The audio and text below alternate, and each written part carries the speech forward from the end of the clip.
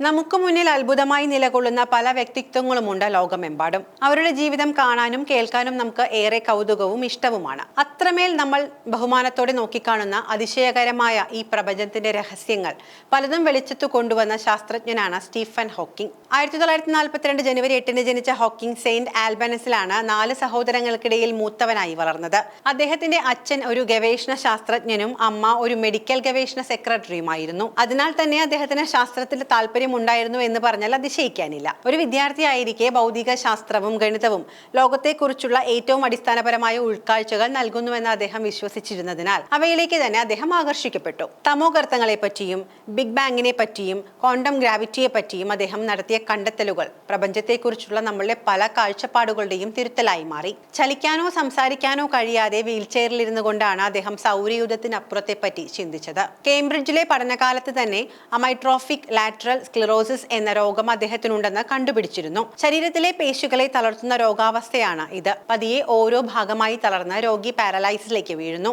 രോഗനിർണയം നടത്തി അടുത്ത വർഷമാണ് ഹോക്കിൻസ് ജെയിൻ വൈൽഡിനെ പരിചയപ്പെടുന്നത്. അദ്ദേഹത്തിന്റെ രോഗാവസ്ഥയുടെ ഭീകരത തിരിച്ചറിഞ്ഞിട്ടും ജെയിൻ അദ്ദേഹത്തെ പിരിയാൻ കൂട്ടാക്കിയില്ല. 1965 സ്റ്റീഫൻ ഹോക്കിംഗ് ജെയിൻ വിവാഹം. പ്രണയനിർഭരമായ വിവാഹമായിരുന്നു ഇരുവരുടേതും. സന്തോഷകരമായ ദാമ്പത്യത്തിൽ 3 കുഞ്ഞുങ്ങളും പിറന്നു. പക്ഷേ എല്ലാ ആനന്ദങ്ങൾക്കും പിന്നിൽ രോഗം പതിയിരിക്കുന്നുണ്ടായിരുന്നു. പതിയെ അത് ഹോക്കിങ്ങിനെ തന്റെ വരുതിയിലാക്കി. അദ്ദേഹത്തിന് ചലനശേഷിയും സംസാരശേഷിയും നഷ്ടമായി. ജീവിതം വീൽചെയറിലേക്ക് മാറി. ആശയവിനിമയത്തിന് സാങ്കേതിക സഹായം വേണ്ടി വന്നു. ഓരോ കണ്ടുപിടുത്തങ്ങളും ഹോക്കിങ്ങിന്റെ പ്രശസ്തി വർദ്ധിപ്പിച്ചു. ആർക്കും എത്താനാകാത്ത പ്രപഞ്ചത്തിന്റെ ഉയർന്ന കോണുകളിലേക്ക് ഹോക്കിങ്ങിന്റെ തലച്ചോർ പാഞ്ഞെടുത്തപ്പോൾ കുടുംബത്തിന്റെ ചുമതലകൾ ജെയിൻ ഒറ്റയ്ക്ക് ചുമലിലേറ്റി. ഹോക്കിങ്സിന് പഠനത്തിലും ഗവേഷണത്തിലും പൂർണ്ണ ശ്രദ്ധ കിട്ടാൻ അവർ തന്നാലാകും വിധം എല്ലാം ചെയ്തു. ഹോക്കിംഗ് ലോകത്തെ പ്രമുഖ യൂണിവേഴ്സിറ്റികളിലും ശാസ്ത്ര കോൺഫറൻസുകളിലും അതിഥിയായി മാറി. വിശ്രമമില്ലാത്ത ആ ജീവിതത്തിൽ ജെയിൻ നിഴലായി കൂടി. ജെയിൻ സ്വന്തം ഗവേഷണത്തിനും സംഗീതത്തിനും സമയം കണ്ടെത്തുന്നത് കേംബ്രിഡ്ജിൽ സ്ഥിരതാമസമാക്കുന്നതോടുകൂടിയാണ്. കടുത്ത ക്രൈസ്തവ വിശ്വാസിയായിരുന്നു ജെയിൻ. പള്ളിയിലെ കൊയർ സംഘത്തിലെ ഭാഗമായ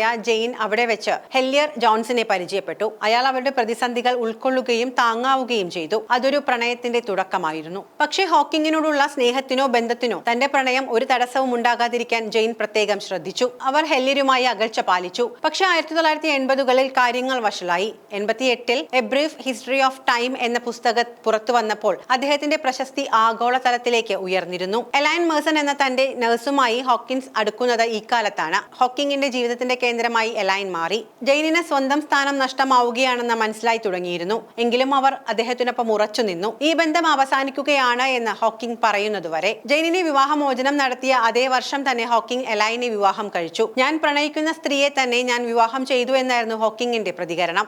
1999 ജെയിൻ ഒരു ഓർമ്മ പുസ്തകം പുറത്തിറക്കി, music to move the stars. ഹോക്കിങ്ങുമായുള്ള വിവാഹവും വേർപിരിയലും വിഷയമായ പുസ്തകം വലിയ മാധ്യമ ശ്രദ്ധ നേടി. ജീനിയസിന്റെ വ്യക്തിജീവിതം അറിയാൻ എല്ലാവരും വലിയ താല്പര്യം കാട്ടി. എന്നാൽ ഹോക്കിംഗ് പ്രതികരണങ്ങളൊന്നും നടത്തിയില്ല. അദ്ദേഹം കുടുംബത്തിൽ നിന്നും സുഹൃത്തുക്കളിൽ നിന്നും അകന്ന എലൈൻ എന്ന ലോകത്ത് മാത്രമായി മാറി. ഹോക്കിങ്ങിന്റെ എലൈനുമായുള്ള ബന്ധം ശുഭപര്യവസാനി ആയിരുന്നില്ല. അദ്ദേഹത്തിന് ശാരീരിക മർദ്ദനം ഏൽക്കുന്നുണ്ടോ എന്ന് പോലീസ് അന്വേഷിക്കുന്ന ഘട്ടം വരെ എത്തിയിട്ടാണ് 2007 ആ ബന്ധം അവസാനിച്ചത്. ഹോക്കിംഗ് പരാതിപ്പെടാതിരുന്നത് കൊണ്ട് ആ കേസ് എങ്ങും എത്താതെ അവസാനിക്കുകയായിരുന്നു. എലൈനുമായി പിരിഞ്ഞ ഹോക്കിംഗ് പിന്നെ മകൾക്കൊപ്പമാണ് ശിഷ്ടകാലം ജീവിച്ചത്. 1990 സ്റ്റീഫൻ ഹോക്കിങ്ങുമായി വേർപിരിഞ്ഞ ശേഷം 5 വർഷങ്ങൾ പിന്നിട്ടപ്പോൾ ജെയിൻ വിവാഹമോചനം നേടി. 1997 അവർ സംഗീതജ്ഞൻ ജോർദാൻ ഹെല്ലിയർ ജോൺസനെ വിവാഹവും കഴിച്ചു.